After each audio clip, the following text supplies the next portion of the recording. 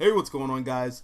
DC recently collected the first 25 issues of the original Jaime Reyes Blue Beetle run in two complete collection graphic novels.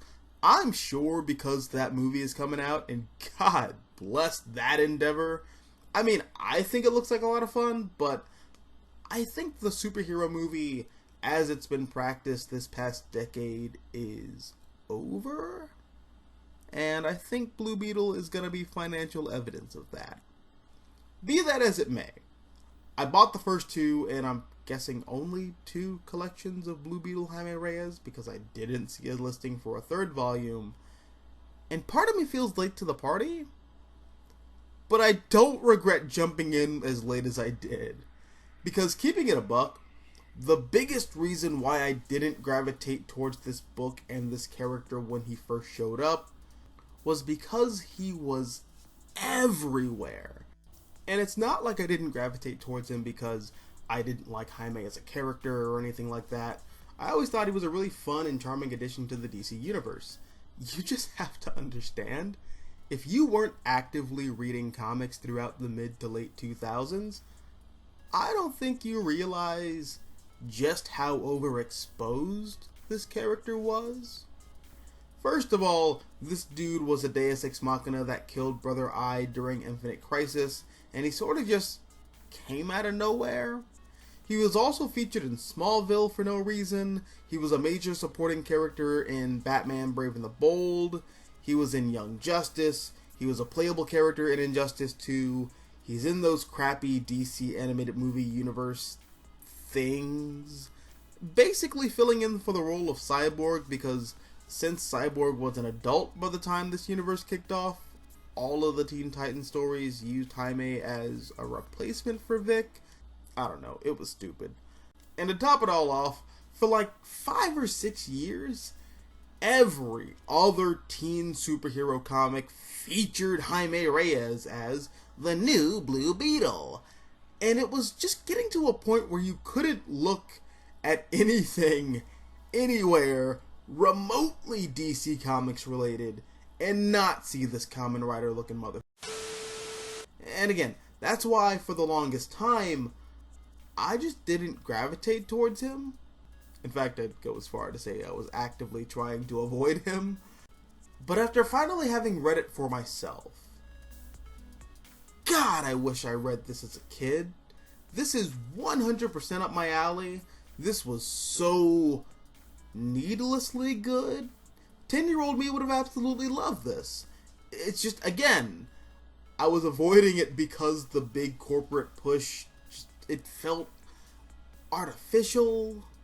Like DC was trying too hard to get Jaime over after killing his predecessor Ted Kord in like the worst way imaginable.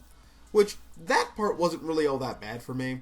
I was never really a big Ted Kord guy personally, or at least I wasn't growing up. You know, I've since come to appreciate that character in later years. But when I was a kid, I always associated him with like the lame 90s bullshit B-team comedy hour Justice League.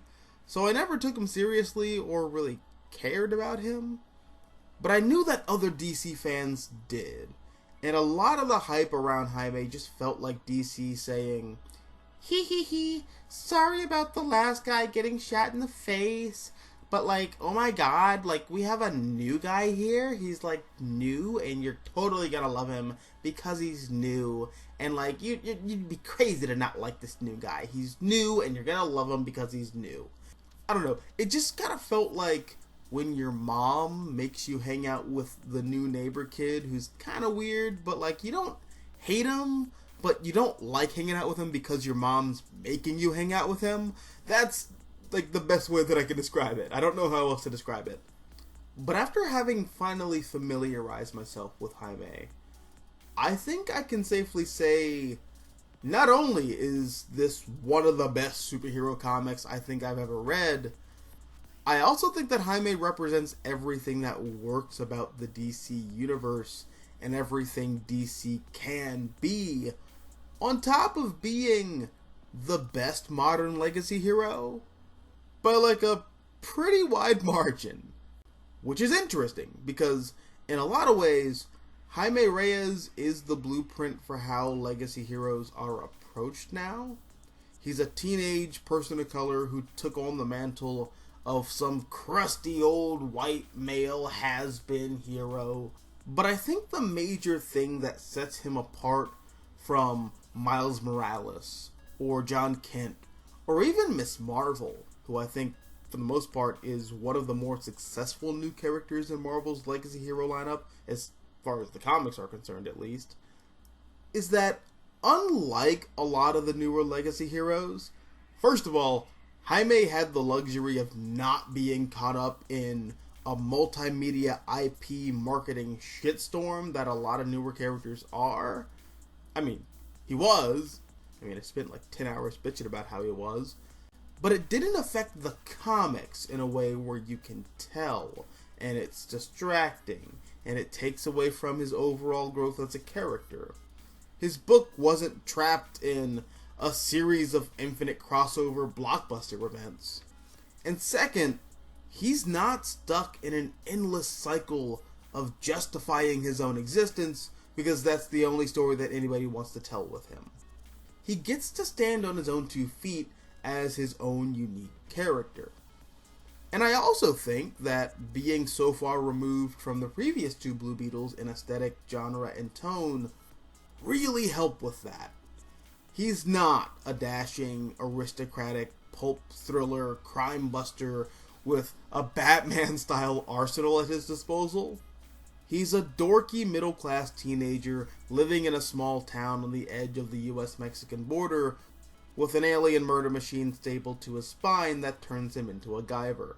So naturally, stories told with Jaime are going to be a little different. But he's still tied to the Blue Beetle legacy by way of the Scarab, which links him back to the original Blue Beetle, Dan Garrett, who discovered it and used it in the first place.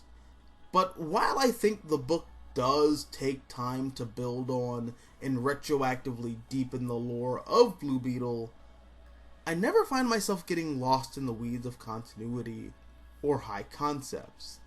At the end of the day, this book is centered around Jaime and his family, and a lot of the Blue Beetle superhero stuff, in many ways, is the B story. And it's a lot like classic Spider-Man in that kind of way, where you're hooked on the superhero stuff, but you end up staying for the emotional character drama. And that's the other thing. Jaime has an amazing supporting cast. The dynamic between him and both his mother and father respectively is handled very well. The dynamic between he and his little sister is also really fun and cute. His best friends Paco and Brenda have a lot of chemistry. There's also a really good romance fake out between Jaime and Brenda, which I don't know how I fell for. Like, I know that Jaime ends up with Tracy 13. But while I was reading, I got caught up in the story, and I guess I just forgot. There's also a lot of drama and tension There's also a lot of really good drama and tension from the first issue, where you find out that Jaime's been missing for a whole year, because this was one of those books that spun out of the whole 1 year later relaunch that DC did after Infinite Crisis, which, by the way, I think was overall really good. But a large part of that first arc is Jaime putting the pieces of his life back together. His little sister Milagro thought he was dead. His parents didn't know what to think. Paco joined a gang. Brenda moved in with her insanely rich aunt, who also turns out to be a crime lord with ties to demonic wizards. And there's this looming threat of the Reach, and they're a major part of the Young Justice TV show, and I appreciate how they were handled in the Young Justice TV show, but God, I love the Reach in this comic. In fact, I think I love them in the comic more than I do the show, and this just highlights the difference between the Marvel and DC universes. Marvel is set up like an intricate, never-ending D&D campaign. If something happens in one book, it has to affect all of Marvel's publishing line. But DC doesn't operate like that. Every character sort of exists in their own little mythological bubble. If Brainiac is leading a full-scale invasion of the Earth, well, you're probably not going to see anything about it in the Green Arrow book, because Green Arrow is fighting demon-worshipping investment bankers. And that's not going to affect what's happening with the Flash, where Wally or Barry rip a hole in space-time and have to fight Eclipso with the help of Dr. Fate. Everything is sort of disparate and disconnected, and all of these heroes are sort of doing their own thing and addressing their own respective crises. So, the Reach is one of the most dominant conquering forces in the galaxy, heavy emphasis on one of. 50,000 years ago, there was a war between the Green Lantern Corps and the Reach, which ended in a draw, and both sides sort of just divided the universe into borders, one overlooked by the Green Lanterns and one overlooked by the Reach. But the Reach work around this treaty by shooting scarabs into space, and those scarabs find a host, corrupt them, and then dominate the host planet, folding them into the Reach Empire without having to launch a full-scale invasion. And I think they're really fascinating here. They're a massive threat that only Jaime can deal with, and you really see his mettle tested.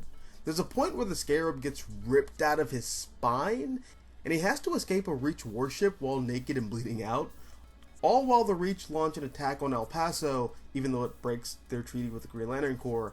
But they don't care at that point. They're just doing it to spite Jaime, because he's already ruined their plans. But this is the really important part. They open the floodgates of giving Jaime his own unique rogues gallery. And I think that's really important for a legacy hero to have and stand out. They need to have their own villains. And I don't want to be one of those, back in my day, the comics were better because blah, blah, blah, blah, blah.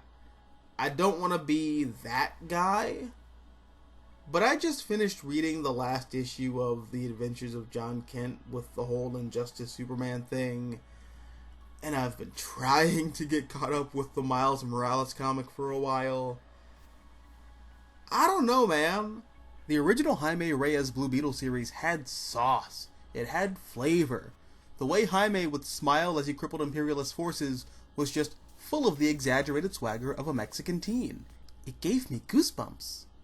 And by comparison, I feel like a lot of the other legacy heroes that followed him are like those crappy, half-cooked school lunch pizzas that tasted like cardboard topped with tomato soup, and the mozzarella cheese craft singles with the barely expired diced spam topped off as the pepperoni substitute.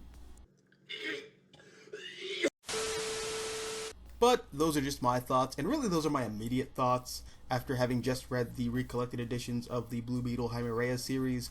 But what about you? Have you read this? Did you read this as it was coming out? Did you like it?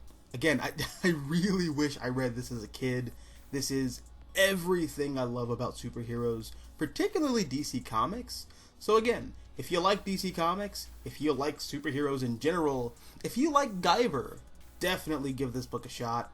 And as always, thanks for watching. Hit that like button, share, support the channel, and if you want to see more content like this, all you have to do is subscribe. I'm the Mystical Green Beanie, thank you for watching, and as always, until next time, take care guys.